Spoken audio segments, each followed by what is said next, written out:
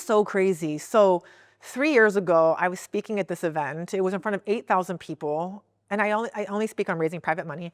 And I won't share who this person was because I no longer like to associate myself with this person. This is a great example, you guys. I don't care how I don't care. If you're shady, I just don't have time for that. But I did want to be on stage with 8,000 people, and I didn't realize he was weird at the time. So, I didn't. He wasn't weird in a perverted way. He's just like, "Oh, look at my Rolex and my Lambo and my jet. I don't care." And we all see, a lot of people are like that, right?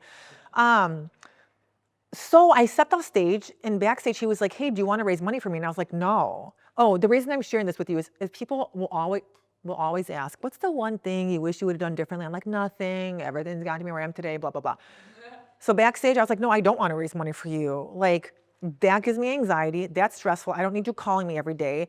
And it's so weird because we weren't friends at the time, and he was very successful. He is successful, very intimidating at the time. But I was so confident, like, no, because you guys, once you know, you're going to be amazed at the way your minds are going to change. So a couple of days had passed, and I was like, "Amy, what's your problem? Like, you're a big networker. You wrote this book on networking. Like, this person is giving you an in into his business, he has his own in-house construction team." And he was like, "My construction team is your construction team. I will do this on your terms." I was like, "No, no, no."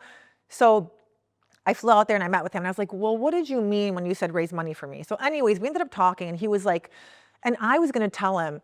So I said, "Look, I will raise money for you. It's going to be on my terms. Don't call me every day. When I've got private money lenders sitting on the sidelines, I will let you know." And I was waiting for him to say, "Well, how much do you want?" And I was going to say just 10% equity. That was a number I was ready to drop. And instead, I said, "So what does this look like to you if we move forward?" And he said, "Well, it's me and 2 other guys right now. The 3 of them are business partners." He's like, "Any deal we bring you in on, we'll just split it 4 ways. So I'll give you 25%. And I was like, "Oh, good thing I didn't say anything," right? And so I was like, "Okay, cool." So I share that with you because we did that on a handful of deals, and I became his capital partner. So what that means is, and this is the property, that's the one thing I freaking wish I would have started doing sooner, 14 years ago instead of 4 years ago. Because I'm flipping houses, and my goal was never to do more than 10 flips at a time. So when you get really good at raising money, you will have more money coming in than you need. So I was just telling my lenders, just wait on the sidelines until I have my next deal.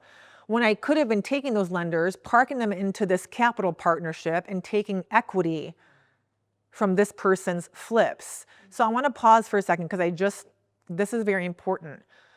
There are people on social media who will be like, "I'm a capital connector," and like, "Send me your deals." Don't do that.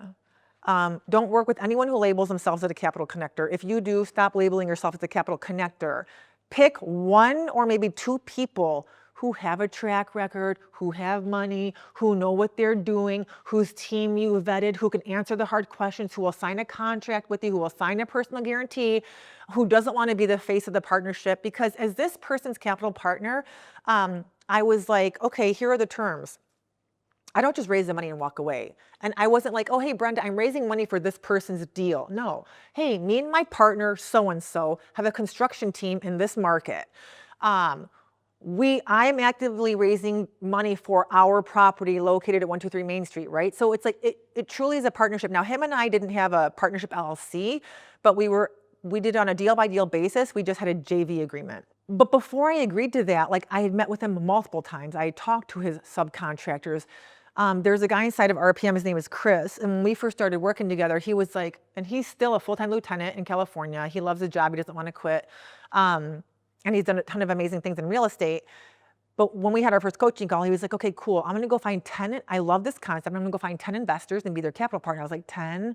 That means you have to learn 10 underwriting processes. You have to manage 10 teams, 10 target markets. Like, that's crazy. No, pick 1 or 2 and immerse yourself into this true partnership.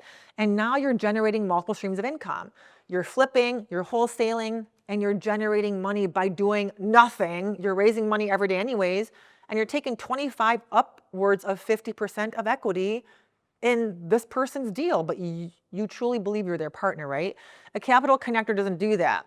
It's like, I introduce you to and I take a fee. I don't want to do that because I care about the people I introduce. I'm not willing to put my name on the line. If you're a private money lender and Alice is a flipper and I haven't vetted you two properly and I don't know the details of every one of your, not cool with that.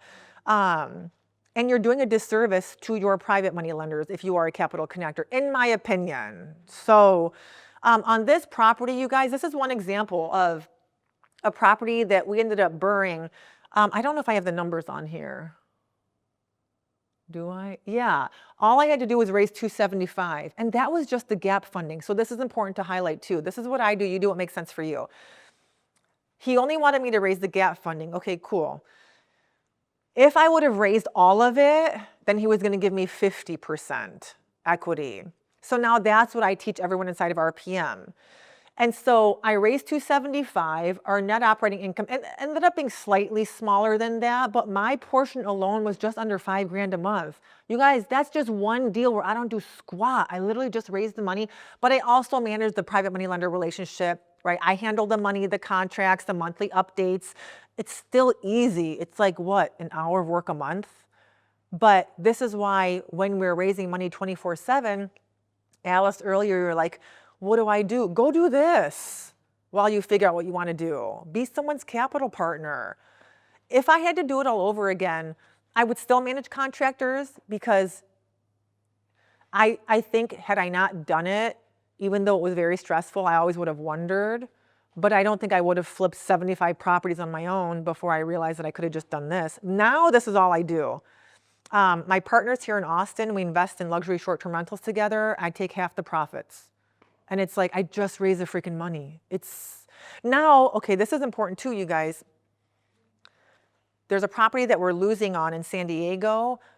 I have to cover 25% of the losses too, right? So it's not just on the upside. That's why you really want to vet the person you're potentially going to partner with very closely. And we're just now creating a partnership LLC. We've done a handful of deals together already. So we did a JV agreement. So Roger, Christine and Felipe, you guys, well, you two know, I don't know if you remember, Module 3 has all these contracts in there, JV agreements, whatever.